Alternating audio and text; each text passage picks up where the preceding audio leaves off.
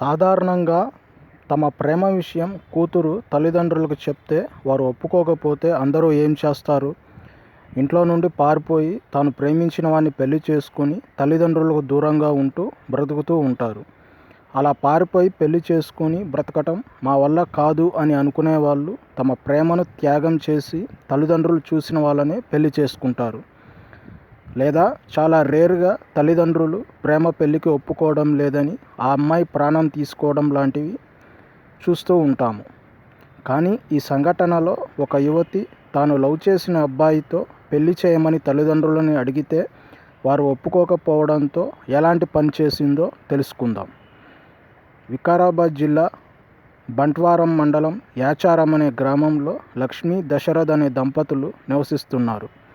వీరికి 3 కుమార్తెలు, 1 కొడుకు ఉన్నారు. 2 కుమార్తెలు, కొడుకుకి పెళ్ళిళ్ళు అయ్యాయి.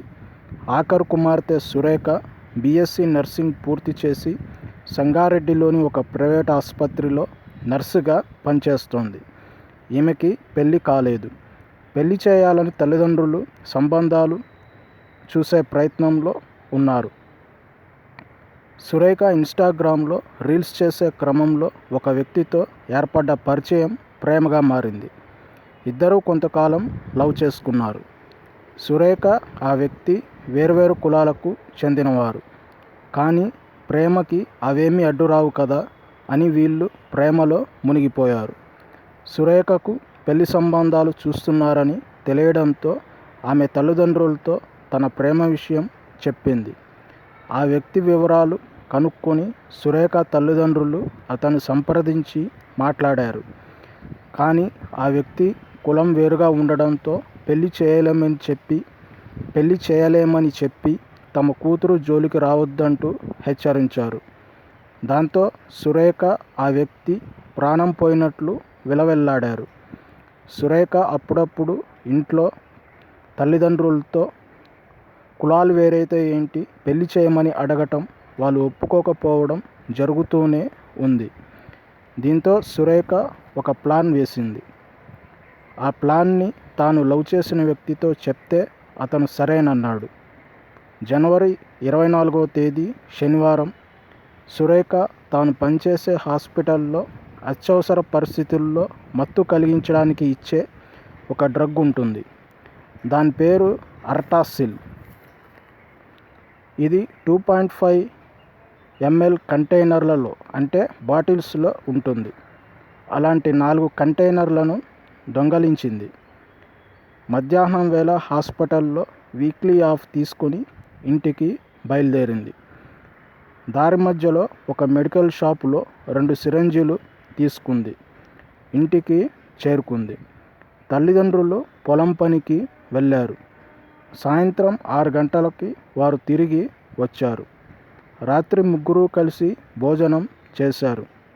భోజనం తర్వాత సురేఖ మళ్ళీ ఆ వ్యక్తితో పెళ్లి ప్రస్తావన తీసుకువచ్చింది. వాళ్ళు నీకు ఎన్నిసార్లు చెప్పినా అర్థం కాదా, మా పరువు తీయకు అంటూ తిట్టారు.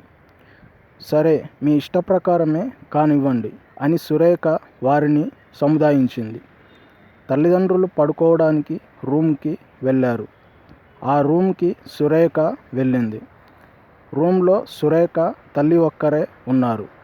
తండ్రి ఇంటి బయట చలి కాచుకోవడానికి చలిమంట వేసుకుని ఉన్నాడు.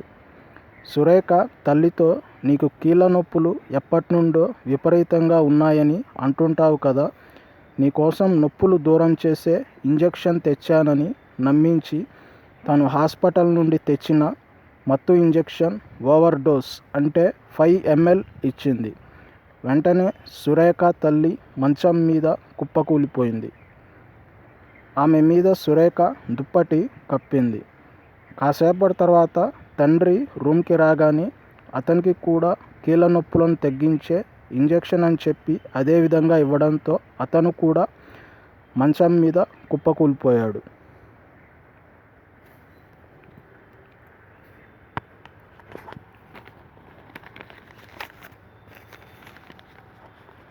నిమిషాల వ్యవధిలోనే ఇద్దరు మరణించారు.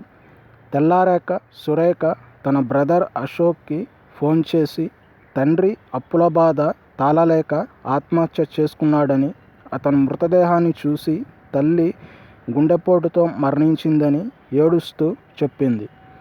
అశోక్ అక్కడికి చేరుకున్నాడు. తల్లిదండ్రులు చనిపోయి ఉండడం చూసి అతను రోదించాడు.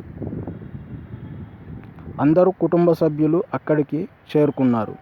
కానీ అశోక్కి, కుటుంబ సభ్యులకి సురేఖ ప్రవర్తన తేడాగా ఉండడంతో స్థానికంగా ఉండే పోలీస్ స్టేషన్లో ఫిర్యాదు చేశారు.